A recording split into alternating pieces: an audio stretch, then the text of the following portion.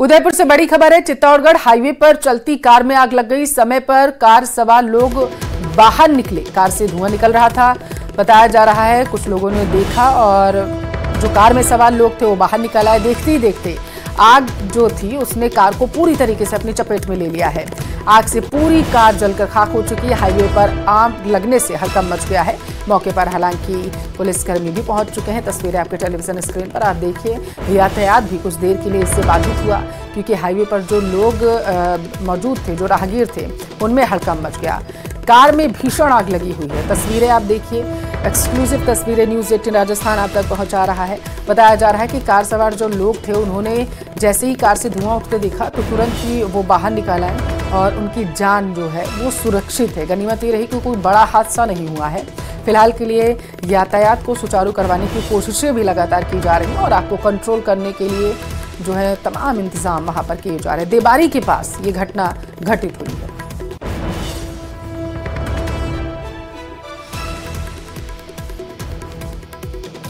खबर दौसा से, जहां शालावास जेल प्रशासन की बड़ी चूक सामने आई। सेंट्रल जेल शालावास में 2 मोबाइल फोन मिले। जेल विभाग के सर्च ऑपरेशन के दौरान बनवारी लाल नाम के कैदी के पास मोबाइल मिला, जिसके बाद जेल प्रहरी सुभाष ने पापड़दा थाने में शिकायत दर्ज कराई। जिसके बाद अब पापड़दा थाना पुलिस आज आरोपी कैदी को प्रोडक्शन वारंट के तहत गिरफ्तार करेगी।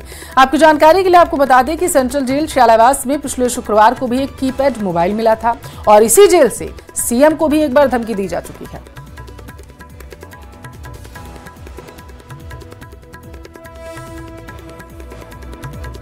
चित्तौड़गढ़ का रुख करेंगे। बड़ी खबर है, गंगरार टोल के पास महिला आरटीओ इंस्पेक्टर मुक्ता सोनी का दरअसल एक वीडियो वायरल हो रहा है। आरटीओ इंस्पेक्टर ने ट्रक चालक के साथ धक्का मुक्की कर उनके बाल खींचे हैं। महिला इंस्पेक्टर ने ट्रक चालक को वाहन जांच के लिए रोका था। ये जानकारी निकलकर सामने आ रही है कि वाहन को जांच के लिए रोका गया था। महिला इंस्पेक्टर वहां पर मौजूद थी। इस दौरान चालक ने नाराज होकर सड़क के बीच में ट्रक को खड़ा कर दिया। जाम की स्थिति बनने के बाद महिला इंस्पेक्टर मुक्ता सोनी ने केस दर्ज करा दिया है। ट्रक चालकों का आरोप यह है कि ये सब कुछ चौथ वसूली के लिए किया जा रहा है। ये उसी का हिस्सा है। जांच के नाम पर सिर्फ उन्हें बेवजह परेशान किया जा रहा है।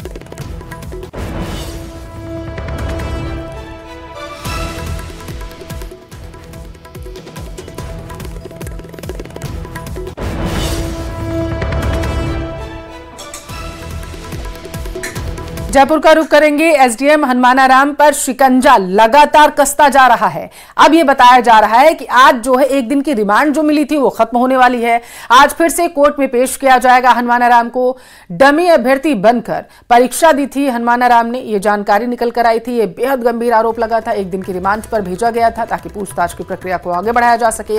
आज वो एक दिन की रिमांड जो है वो खत्म हो रही है। एक बार फिर से कोर्ट में पेश किया जाएगा और एसओजी ये कोशिश करेगी कि ज्यादा से ज्यादा दिनों तक ले सके उनको रिमांड पर। दरअसल युवाओं की उम्मीदों के साथ खिलवाड़ करने वाले पेपर लीक के घोटालेबाजों के राज अब धीरे धीरे खुल रहे हैं।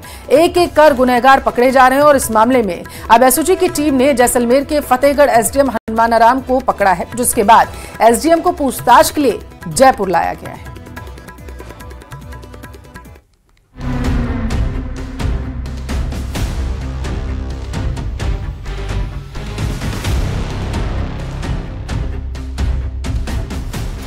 एसआई भर्ती घोटाले के खुल रहे हैं राज। पहली बार एसडीएम की गिरफ्तारी।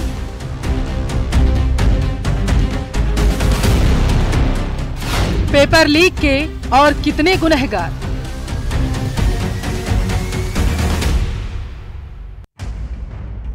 ये कहानी एक ऐसे फर्जीवाड़े की है जो राजस्थान की सब इंस्पेक्टर भर्ती परीक्षा घोटाले की पूरी कलाई खोलने के लिए काफी है।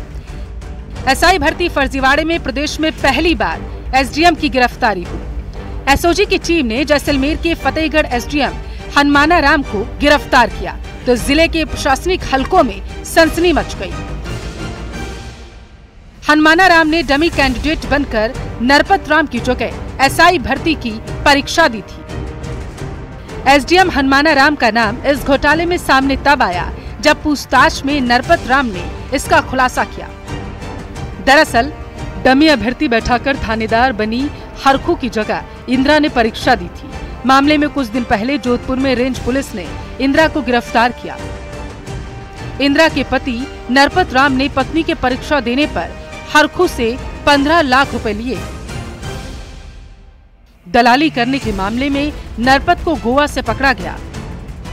पूछताछ में दोनों ने एसडीएम हनुमानाराम का नाम उगला और इसी के आधार पर हनुमानाराम को गिरफ्तार किया गया। मुख्यमंत्री जी द्वारा गठित एसआईटी टीम का नेतृत्व कर रहे हैं आदरणीय वीके सिंह साहब, एडिशनल डीजी एसओजी और एटीएस के नेतृत्व में कल हमने 2021 बैच सब इंस्पेक्टर की परीक्षा में एसडीएम हनुमानाराम, फतेहगढ़ में एसडीएम लगे हुए हैं, उनको कल हमने अरेस्ट किया है। और ये 2021 के बैच के आरएस ऑफिसर हैं और अभी एसडीएम फतेहगढ़ हैं। हनुमानाराम बाड़मेर जिले के बिसारनिया गांव का रहने वाला है, जो 2016 से लगातार आरएएस की तैयारी कर रहा था। हनुमानाराम ने 2016 में आरएएस की परीक्षा दी पर सिलेक्शन नहीं हुआ, लेकिन दूसरे प्रयास में उसका सिलेक्शन हो गया। हनुमानाराम ने 22वीं रैंक हासिल की, जिसके बाद उसकी पहली पोस्टिंग 13 फरवरी 2023 में जालोर के चितलवाना में एसडीएम पद पर हुई। इसके बाद सांचौर में एसडीएम बागोड़ा के पद पर रहे और फिर शिव एसडीएम के पद पर तबादला हुआ। 11 फरवरी 2025 को जैसलमेर के फतेहगढ़ में एसडीएम के पद पर ज्वाइन किया था। ये 2021 बैच की सेलेक्ट हरकू, जो पहले हरकू सेलेक्ट हुई थी, हरकू की जगह डमी बैठी थी इंदिरा और उसके पति नरपत की पूछताछ में की जाएगी कि हनुमानाराम एसडीएम है, जो नरपत और रामनिवास के डमी के रूप में बैठे थे। फिलहाल आरोपी हनुमानाराम ने किस किस अभ्यर्थी से कितने पैसे लेकर उनकी जगह डमी अभ्यर्थी बनकर परीक्षा दी, पेपर लीक किया और कितने गुनहगार हैं, इसकी पूछताछ उससे की जा रही है। हनुमानाराम इस वक्त जैसलमेर जिले के फतेहगढ़ में एसडीएम था और पिछले दिनों जब जोधपुर रेंज की टीम ने एसआई भर्ती नकल प्रकरण में 2 लोगों की गिरफ्तार की, उसके बाद पूछताछ में सामने आया कि उन्होंने डेमी कैंडिडेट के रूप में हनुमानाराम को परीक्षा दिलवाई थी और जिसके बाद सब इंस्पेक्टर भर्ती परीक्षा में उनका चयन हुआ। इस पूरे मामले का जब पर्दाफाश हुआ तब एसओजी मुख्यालय बुलाया गया हनुमानाराम को और उसके बाद हनुमानाराम ने पूछताछ में स्वीकार किया कि उसने डेमी कैंडिडेट बनकर परीक्षा दी थी और उसके बाद एसओजी ने हनुमानाराम को गिरफ्तार किया है। आने वाले दिनों में हनुमानाराम की और मुश्किलें बढ़ने वाली है। सीकर के जीण माता मंदिर में पुजारियों के साथ मारपीट के मामले में जीण माता मंदिर को अनिश्चितकाल के लिए आज से बंद कर दिया गया है। मंदिर के बाहर मंदिर प्रशासन की ओर से धरना दिया जा रहा। वहीं मारपीट की घटना के विरोध में मंदिर के बाहर बाजार भी बंद कर दिए गए। आपको बता दें कि 3 अप्रैल को मेले के दौरान पुजारियों के साथ मारपीट की घटना को अंजाम दिया गया था। पुजारियों ने प्रशासन और पुलिस पर मारपीट का आरोप लगाया था और इस मामले में कार्रवाई नहीं होने से मंदिर ट्रस्ट में आक्रोश है।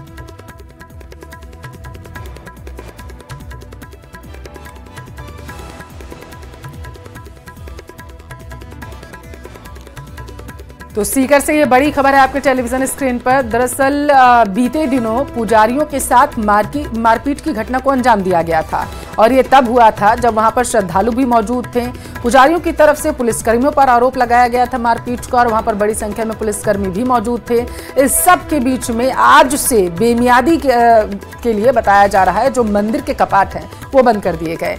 मसलन इसका तात्पर्य ये हुआ कि जो श्रद्धालु हैं वो जीण माता मंदिर में नहीं जा सकेंगे दर्शन करने के लिए मां के, और दूसरी तरफ हालांकि जो पूजन अर्चन का कार्यक्रम है वो बदस्तूर जारी रहेगा। पुजारी मां की पूजन अर्चन वहां पर करते रहेंगे, लेकिन श्रद्धालुओं को दर्शन नहीं मिल पाएंगे क्योंकि मंदिर जो है वो बंद कर दिया गया है।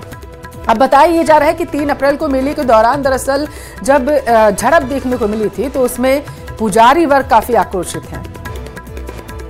ज्यादा जानकारी ले लेते हैं, संवाददाता संदीप हमारे साथ जुड़ चुके हैं। संदीप, धरने पर बैठ गए हैं मंदिर के पुजारी और अन्य लोग, उनकी मांगे क्या है जरा बताइएगा और सबसे पहले दर्शकों की बताइए ये विवाद उपजा क्यों था?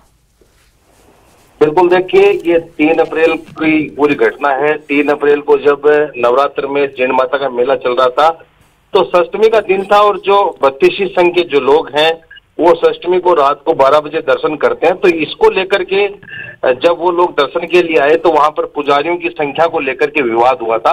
उसके बाद मामला मारपीट तक पहुंच गया और पुजारियों का आरोप था कि पुलिस और प्रशासन के लोगों ने उनके साथ मारपीट की और उस वक्त भी जो है वो पट बंद कर दिए गए थे, लेकिन जिला कलेक्टर, एसपी और तमाम जो अधिकारी हैं वो मौके पर पहुंचे थे और ये आश्वासन दिया गया था कि जो भी उनकी मांग है पूरे मामले की जांच करवाई जाएगी और 7 दिन में कार्रवाई करी जाएगी।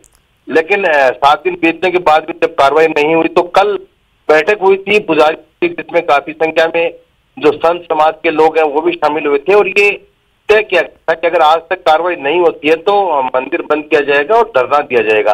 तो आज सुबह से जो मंदिर है उसको अनिश्चित काल के लिए बंद कर दिया गया है और जो पुजारी लोग हैं, जो वहाँ के स्थानीय लोग हैं, जो आसपास के जो मठ है उनके संत हैं, वो सब मंदिर के बाहर धरने पर बैठे और उनकी मांग है कि जिन लोगों ने उस समय ये जो मारपीट की या पुजारियों के साथ जो मारपीट हुई उसमें उन सब के खिलाफ कार्रवाई की जाए और जो भी दोषी हैं उनको गिरफ्तार किया जाए। इस तरह की मांग की जा रही है। तो कलेक्टर की तरफ से भी आश्वासन दिया गया था।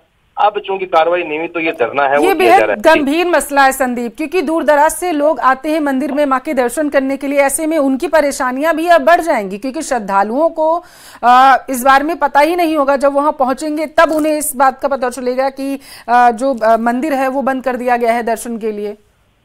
बिल्कुल, देखिए निश्चित तौर पर हालांकि चूंकि अभी नवरात्रा समापन हुआ है तो बड़ी संख्या में श्रद्धालु जो है वो नवरात्र के दौरान मेले में पहुंचे थे, लेकिन उसके बाद भी जो आए दिन भी जीन माता में जो है वो हजारों श्रद्धालु हर दिन पहुंचते हैं।